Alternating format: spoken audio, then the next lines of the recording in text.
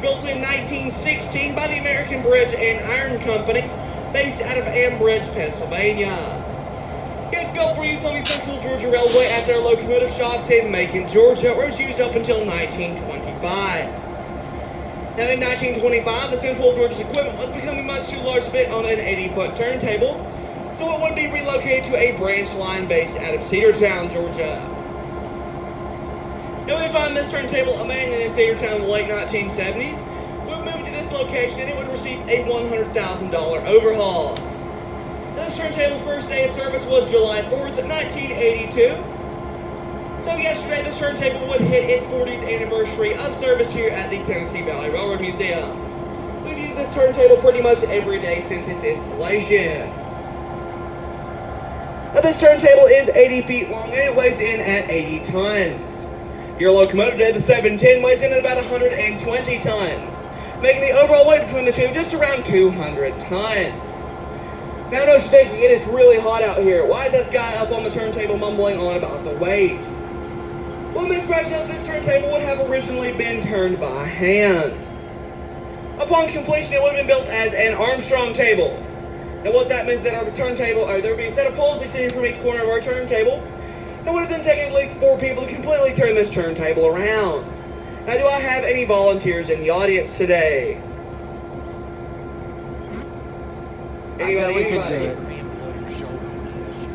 Hey Joseph, would you like to volunteer? Hey, I bet we could do it. Take your hand. Your engineer said he'd do it. What about you, Bo? Would you like to do it? Okay, well we have 2 volunteers now. And I guess I'll volunteer too. We'll try it with 3 people. You know what? I think I've got a better idea. Why don't we make our conductor do it? What do you guys think about that? Woo! Now, ladies and gentlemen, I would like to introduce one gentleman, and that is your conductor, Bo. Now, everybody say hi, Bo. Hi, Bo. Everybody now say thank you, Bo. Thank you, Bo. Now, Bo will be pushing all 200 tons of this turntable all by himself. Now, Mr. Ellis, we do have to ask, do you think you can do it? No.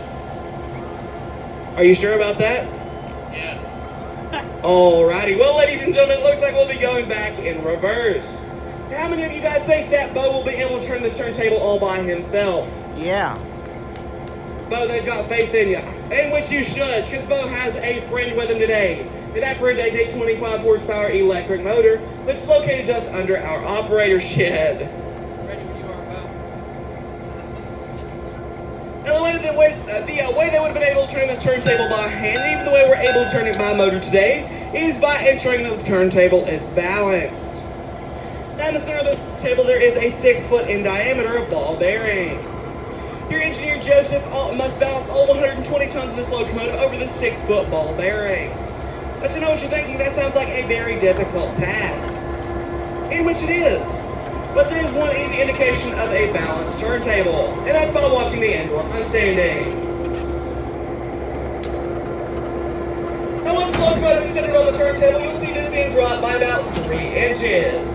What I say here at the Tennessee Valley Railroad Museum, once the table drops, Joseph stops. And right on the mark, we have a balanced turntable, so we can begin turning. And before he gets turned around, I do want to point out one gentleman, and that is your engineer, Joseph. Everybody say hi, Joseph. Hi, Joseph. Joseph is your engineer today, and his locomotive is Nashville, Chattanooga, and St. Louis Railway number 710. This locomotive was built in 1950 by the Electromotive Division of General Motors.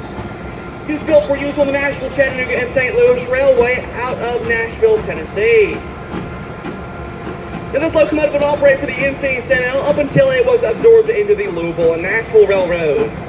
The locomotive would become Louisville and Nashville number 1710, and later on be renumbered to 486.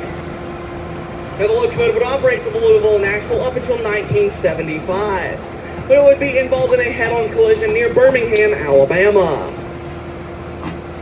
The locomotive would be unfortunately totaled in Birmingham, but it would be sold off to Amtrak. It would be rebuilt into a GP9, making around 1,750 horsepower. While commonly referred to as diesel locomotives, the correct terminology for these is actually diesel electric. In the long hood of the locomotive, there is a 16-cylinder diesel engine. That diesel engine is connected to a generator. That generator is constantly spinning to produce electricity. The electricity is then fed down to the traction motors, which sit on each axle of our locomotive. These locomotives have always been made that way, and that's the way they're still made today. Now we must now line our locomotive up with track 2, while our train sits on track 1. That's where we can perform what is known as a runaround. Now what that means is that our locomotive is going to go past our train and then through a switch. It'll then reverse back through that switch and recouple to the end of our train, so once the front is now the back and vice versa.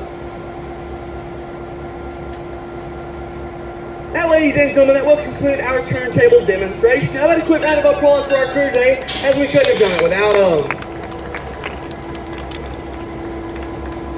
Once again, that will conclude our turntable demonstration. For those who like, you can now fold it back to our restoration shop. We'll have the next segment of our tour. If you know which is the restoration shop, you can reboard the train at this time. But for those who like, the restoration shop will be right this way.